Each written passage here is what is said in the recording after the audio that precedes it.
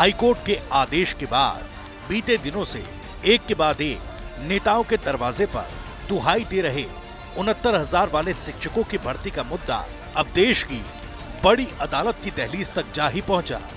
यानी सभी पक्षों की याचिका पर सुप्रीम कोर्ट में सोमवार को इस पर सुनवाई होगी। माननीय उच्च न्यायालय के डबल बेंच का जब से आदेश आया है तब से एक वर्ग लगातार नेताओं का, मंत्रियों का आवाज घेर रहा है और उनका सिर्फ और सिर्फ ये कहना है कि उनके साथ अन्याय हुआ है। लेकिन कम से कम उस पूरे वर्ग में एक भी कोई नेता ऐसा नहीं मिल रहा है जो ये कह सके कि चयनितों के साथ भी न्याय होगा।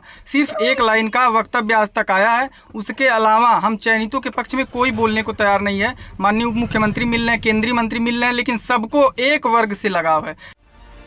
दरअसल हाईकोर्ट के लखनऊ बेंच ने बीते दिनों इस भर्ती की चयन सूचियों को रद्द कर नियमों के तहत 3 महीने में नई लिस्ट बनाकर रिजल्ट जारी करने का आदेश दिया था। सरकार की ओर से दावा किया गया कि इस मामले में कोर्ट के आदेश के मुताबिक काम होगा, लेकिन सुप्रीम कोर्ट के संग्राम में ये मामला अब लटकता दिखाई दे रहा है। आरक्षित वर्ग वाले अभ्यर्थी तो पहले दिन से ही इसे लटकाने की आशंका जताकर केशव मौर्य से लेकर अनुप्रिया पटेल, ओपी राजभर और संजय निषाद से गुहार लगा रहे हैं।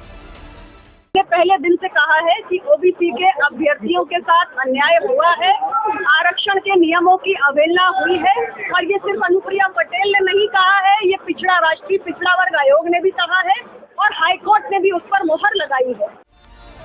हाईकोर्ट के आदेश के बाद आरक्षण वाले अभ्यर्थी इसे जल्द से जल्द अमल में लाना चाहते हैं, तो वहीं दूसरी ओर वो चयनित अभ्यर्थी हैं जो इस फैसले की चपेट में आकर नौकरी बचाने के लिए गुहार लगा रहे हैं। हाईकोर्ट के आदेश को लेकर चयनित वर्ग के शिक्षकों ने जहां सर्वोच्च न्यायालय में याचिका दायर कर रखी है, तो वहीं आरक्षित वर्ग के अभ्यर्थियों ने भी कैविएट दाखिल की थी। यानी अब लड़ाई हाईकोर्ट और सरकार से होते हुए सुप्रीम कोर्ट में होगी। विपक्ष भी सरकार पर इस मामले को लटकाने का आरोप लगा रहा है, तो वहीं सरकार विपक्ष पर राजनीति के आरोप लगा रही है। मैं देख रहा हूं ना, इस समय कुछ आदमखोर भेड़िया प्रदेश के अंदर अलग अलग जनपदों में उत्पात मचा रहे हैं और कमोबेश यही स्थिति 2017 के पहले प्रदेश की थी। ये लोग उस समय कितनी तबाही मचाए हुए थे, किसी से छुपा हुआ नहीं है और इनके भी एरिया बटे हुए थे वसूली के, कहीं चाचा कहीं भतीजे, महाभारत के सारे रिश्ते थे, सारे रिश्ते। बहरहाल 69,000 सहायक शिक्षक भर्ती के संग्राम में जिसका डर था अब वही होता दिख रहा है, क्योंकि सुप्रीम कोर्ट के आंगन में ये लड़ाई इतनी आसान तो नहीं होगी जितनी सरकार के जरिए हो सकती थी।